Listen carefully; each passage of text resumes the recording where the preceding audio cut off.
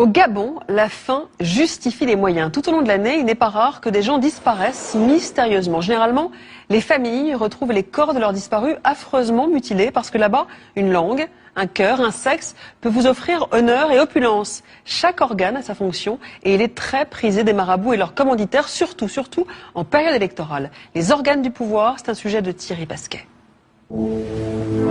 C'était le 17 décembre dernier sur une plage de Libreville, au Gabon. C'est par là, c'est par ici qu'on a retrouvé le corps de l'enfant mutilé.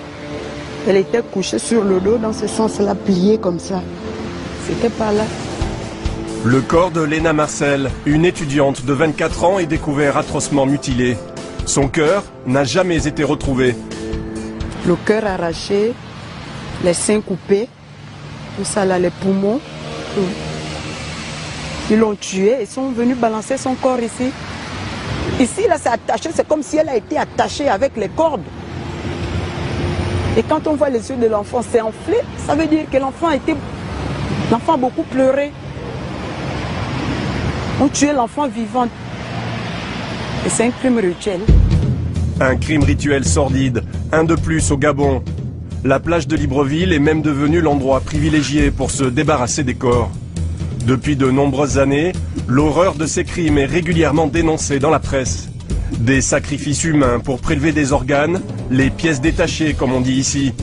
Lors de cérémonies de magie noire, de vaudou ou de sorcellerie, ils servent à la confection de soi-disant puissants fétiches. Au Gabon, la vie quotidienne est imprégnée du spirituel. Les traditions ésotériques ne manquent pas. Il existe plus de 300 temples pour les 800 000 habitants de Libreville. Parfois, les rites et les coutumes servent de couverture à des pratiques beaucoup plus obscures.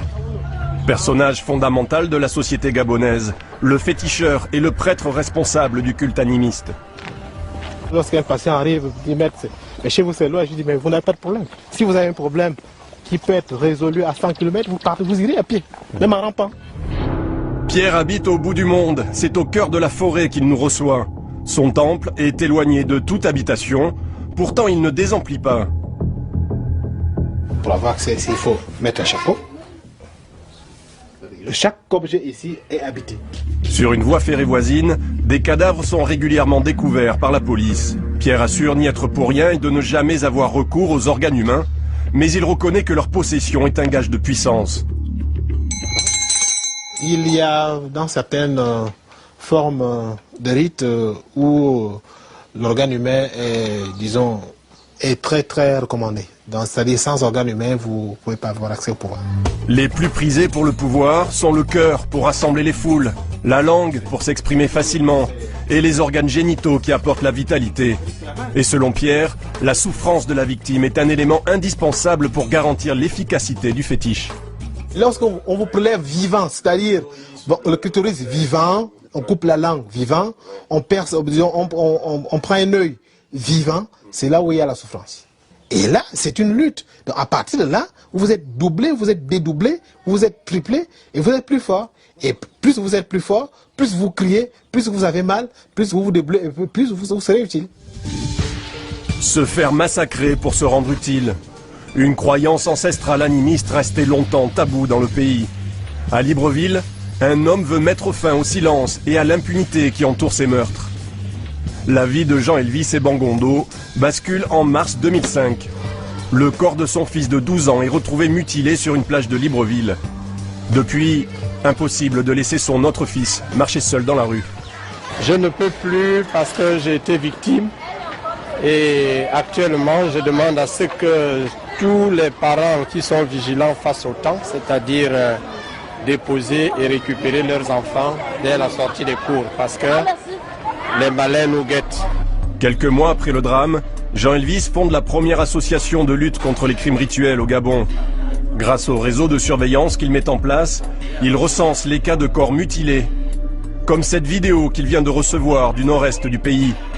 On y voit un homme assis à côté d'un cadavre d'enfant tenant dans ses mains la tête qu'il vient de lui trancher.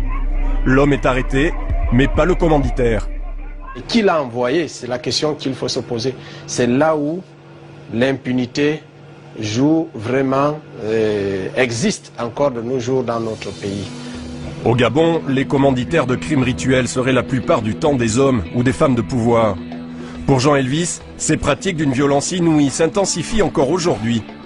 En 2011, l'association a recensé une 60aine de cas, un par semaine. Les années électorales sont encore plus meurtrières. Quand il y a non seulement élection, mais tous les mouvements politiques, les remaniements ministériels, même les déplacements, des campagnes, ainsi de suite, il faut toujours le sang humain. Nous accusons, nous voulons ici accuser les politiciens. Ce sont les politiciens, les gens qui sont au pouvoir, qui organisent les crimes rituels. Nous le disons clairement parce qu'ils n'arrivent pas à déterminer, ils n'arrivent pas à éradiquer le phénomène. Parfois, la police arrête des hommes politiques du parti au pouvoir, voire des ministres pris la main dans le sac. Mais ils sont toujours relâchés et les affaires étouffées. Au tribunal de Libreville, nous rencontrons le numéro 2 de la justice au Gabon.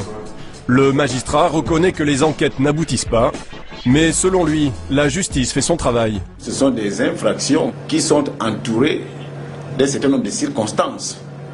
Donc ça veut dire que les auteurs prennent des précautions pour les commettre, ce qui rend d'autant plus difficile les enquêtes qui en découlent. Oui, mais parfois les familles de victimes connaissent parfaitement les auteurs de ces crimes, les désignent et puis ils ne sont pas arrêtés. Ben oui. Hélas, c'est une tendance. Ça, c'est parce que c'est sensible, parce que ce sont des gens du pouvoir qui sont autour de ces faits. Je ne peux pas l'affirmer parce que je n'en ai pas les preuves. Mais de toutes les façons, c'est ce que l'opinion croit. C'est aussi ce que croit Victorine. Il y a 8 ans, 4 hommes l'ont enlevé avec l'intention de lui couper la langue. Victorine accepte de nous ramener dans la forêt où elle a été séquestrée, à la condition d'être accompagnée de ses 3 fils. C'est ici que la scène s'est passée. Le taximan m'a amené, il s'est arrêté et ils m'ont trimballé dans la forêt. Victorine est emmenée sous les grands arbres de la forêt équatoriale. C'est ici qu'elle va passer 8 heures avec ses bourreaux. Elle redécouvre les lieux et visiblement des rituels y sont toujours pratiqués. Ça, ce sont leurs bougies mystiques. Partout où vous voyez des bléés là, ce sont eux qui amènent les gens et puis ils font leurs crimes. Des fois, ils enterrent même. Ils enterrent. À la tombée de la nuit, l'un de ses tortionnaires lui demande d'aller faire ses prières. J'avais peur. J'avais tellement peur. Parce qu'il y a toi qui avais le couteau. On va te couper le cou. On va couper ta langue. Et ils m'ont dit, ta langue va aller parler ailleurs. Ta langue là doit aller travailler ailleurs. Et ce jour-là, c'est justement sa langue qui l'a sauvée. Victorine parvient à convaincre son bourreau de la même ethnie qu'elle de lui laisser la vie sauve. Elle connaît le visage de ses ravisseurs, elle porte plainte, mais l'affaire est classée sans suite.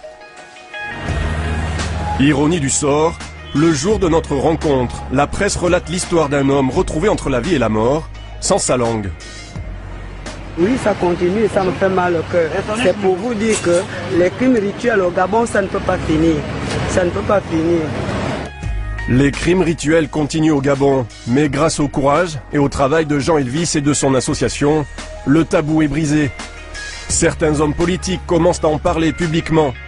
Mais dans un pays où pouvoir et sorcellerie sont intimement liés, l'estuaire de Libreville n'a pas fini de livrer des corps mutilés.